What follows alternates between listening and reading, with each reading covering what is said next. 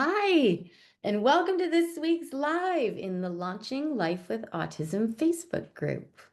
This group is for parents who are new to autism and feeling overwhelmed by the chaos that it brings to their lives. Together, we focus on finding calm, building understanding, and creating meaningful connections with your child. And I'm your host, Erin Porter. After 23 years of teaching kindergarten and 5 years in special education, I've seen it all. I've helped hundreds of teachers and parents calm the chaos that autism can bring, and now I'm here to help you do the same.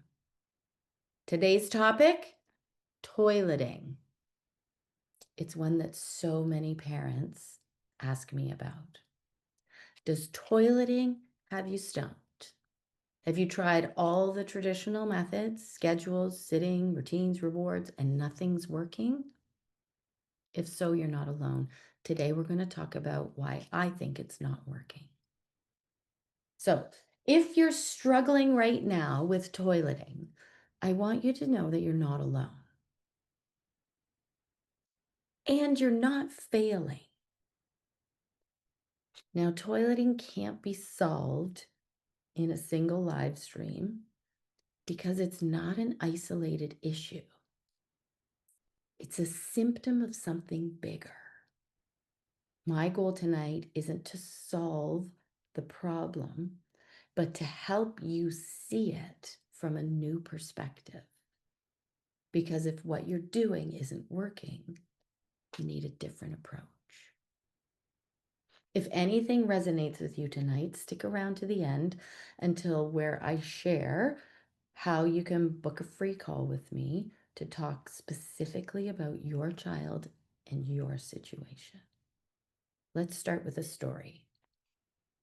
Years ago, a mom in this group reached out for help. Her son was almost 3, and she'd tried everything: schedules, rewards, no diapers, diapers, underwear, no underwear, songs, celebrating, sitting on the toilet, not sitting on the toilet, all kinds of things. Nothing worked. And since then, I have had so many conversations with parents, and I hear the same story over and over again.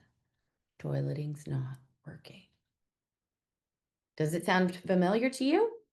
Have you tried all the typical approaches and they're just not working? Here's the thing. Toileting isn't just about the toilet. It's connected to so many other areas of development. I'll show you what I mean. Let me ask you this. Does your child struggle with any or all of these things? Eating, sleeping, playing, coping and behavior, and self-help and independence? If you said yes to any of those things, or all of those things, then there's likely more going on than meets the eye. Toileting is just one piece of this much bigger puzzle. Eating, sleeping, playing, coping, and toileting are all part of the same foundation. The foundation that every child needs to thrive. These are basic needs that develop in early childhood, and they're all connected. Here's the kicker. Toileting is the last of these 5 basic needs to develop. So if your child is struggling with eating, sleeping, playing, self-help skills, coping, those challenges are likely getting in the way of toileting. Does that make sense? Parents often ask me, why will my child use the toilet at school but not at home? I saw this a lot when I worked in education. Why do they listen to grandma but they don't listen to me? Why do they do something one day but not the next? The answer comes down to one thing, which is self-regulation. Self-regulation is the ability to look inward to solve your problems and adapt to challenges. It allows us to, well, think about you and me, fall asleep in a different bed if you're traveling or visiting someone out of town. Use the bathroom at a friend's house or at school and at home. Adjust when things don't go as planned. Like if it's raining, you can grab your umbrella and put on a raincoat. The ability to do these things, to look inward to solve your problems, is self-regulation at work. Without self-regulation, your child looks outside themselves for someone else or something to solve their problem. In the case of toileting, it's a diaper or a schedule or you. Those things solve their problems, and those things interfere with independence, even though you know your child can do it because they might do it when you ask them to do it. Does that make sense? This is why you can see glimpses of your child's capabilities, but you don't see consistency. They can do things, but they don't do them all the time.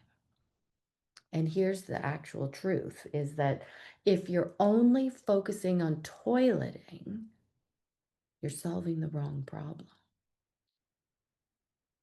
Wouldn't it be easier to tackle one problem and see everything else, eating, sleeping, coping, self-help, and toileting, fall into place? When children develop self-regulation, those foundational skills naturally start to click. They still need your help and support, but they start to click. Here's the challenge. Self-regulation isn't something that you can teach, like tying your shoes or brushing your teeth. It's something you have to experience. That's why traditional strategies like schedules, rewards, reminders, they don't work. They don't address the root cause, and they keep you, the parent, in the loop of managing your child, which doesn't foster independence. This is not a loop of blame. I say this to parents all the time. Parents are doing the very absolute best that they can, and they're stuck in a loop. The way to get out of a loop is to change what you're doing. Look in a different direction. If what I've had to say about self-regulation resonates with you, don't wait. Let's talk. I know that every child, every family, and every situation is unique when it comes to autism. That's why it's important to talk.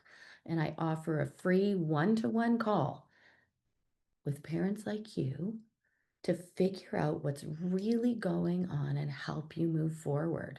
I'm here for anyone who reaches out, raises their hand, and says, I need help.